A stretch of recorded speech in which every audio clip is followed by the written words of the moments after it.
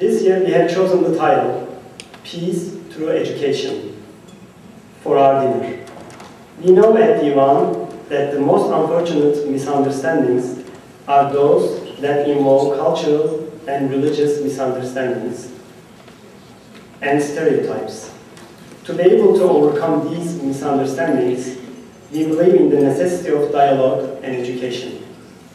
And that's why we are here, and that's why your presence here tonight is especially meaningful and highly appreciated. A close rabbi friend of mine that Abraham had set up his tent at the crossroads of two roads just so that whoever would pass by would be entertained by Abraham himself. According to the Muslim tradition, it is said that Abraham never sat for a meal on his own. He would either go without or he would find someone to eat with. So this is a very common theme in our faith traditions that is brought to us, of course, by the personality of Abraham himself. So without extending this any further, let us all break bread together. Have a most blessed evening. Thank you.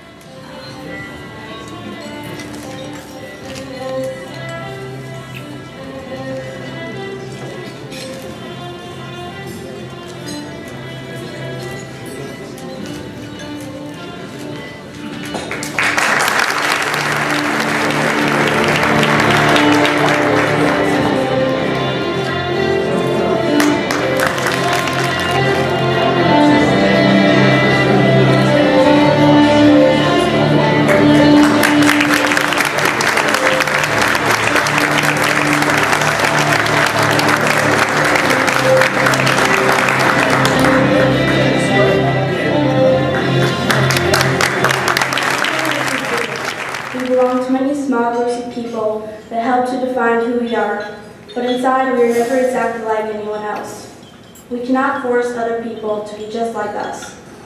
Many times people say that world peace could be possible if everyone would agree. However, it is impossible to have a world where everyone has the same religion, culture, on the car ride to school today, when I was thinking about this event, believe me, I was looking forward to it much more than getting to school in the rain, and then navigating the rain, and then finally going through the rain one more time to get here. But as I was going, I got stuck behind a car, and so I looked at the license plate, and it said, if you don't like education, try its opposite, ignorance. And I was thinking, gosh, Vulcan is all around. He's even got the license plate people to make sure that I remember what I was supposed to talk about tonight. And actually, I was thinking about it, that license plate has it almost right, but it's not quite right, because what you get through education is knowledge. And so actually, in a certain sense, the topic of this, education through peace, also has a missing piece. I can talk about that after the puzzle and the wonderful essay and the puzzle we just heard. And the missing piece is that knowledge. And if you don't have knowledge, you can't have peace. But you can't have knowledge without education. So education and knowledge and peace are all intimately linked to each other, and especially linked to Imam Muhammad. And one of the things he did, which I found really apropos of my life, and I think also the theme of this evening's meeting, namely education through peace, or peace through education, when he was looking at the Quran, and he thought about it, he said, after the Bismillah ar-Rahman ar-Rahim, after the Basmallah, and the praise to God, Alhamdulillah, the first description you have of God is Rabb al-Alameen. And I don't know about any of you, but for almost all my life in thinking about the Quran and reflecting on its deepest layers of wisdom, I always thought, of course, it's Lord or Sovereign or Ruler of universe. You know, that's pretty easy. Well, Imam Muhammad went a little deeper than I went and most commentators go, And he said, actually, Rabb al-Alameen means Lord of all systems of knowledge. Because he took the word alam, which means world, back to its roots, Ayn Lam, which also can mean ilm, or knowledge. So he got from one of the very first descriptors of God in the Quran something that applies to knowledge and therefore to education. And he used it, of course, in his own way of talking about the necessity for education among the African Muslim community. And in all of his work, he always said the most important thing to remember is the Rabb al-Alameen, that God is the Lord of all systems of knowledge, and without knowledge, you don't find your way back to education and peace. And I am going to start addressing that by talking briefly about peace, using a quotation from the work of Fethullah Gulen, from a collection of essays that is titled Love and Tolerance Toward a Global Civilization, which you can pick up at the table. And this is what Fethullah Gulen wrote about peace in one of those essays. It is not enough to say that you are a devotee of love and a representative of peace. The crux of the matter, is to put those beautiful expressions into practice.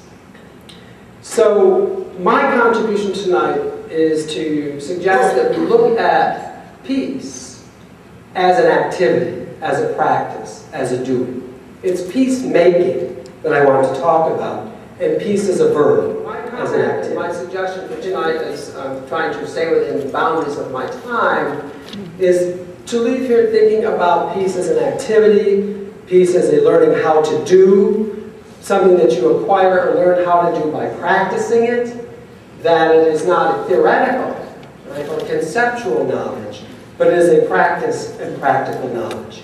So what we have to do is look how to create contexts and settings in our schools where in the learning of knowledge, our teachers and our students and the community in the school is behaving in ways that they acquire peacemaking as a habit and as a know-how to do.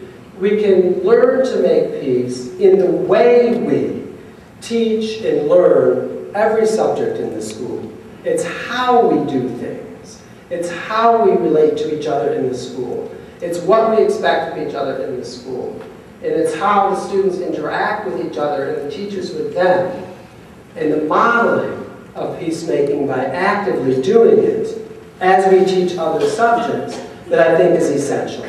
My main point here is that schools and education can contribute to peacemaking by becoming environments where people work together to learn, but they work together to learn through activities that train, that model, and that practice peacemaking. It's in the doing. Come for Ebru.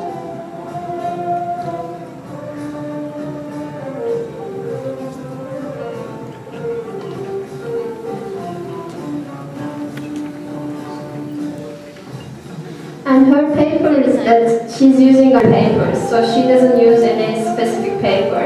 And again, like Oxcal that she's using makes it possible for things to stick on the paper.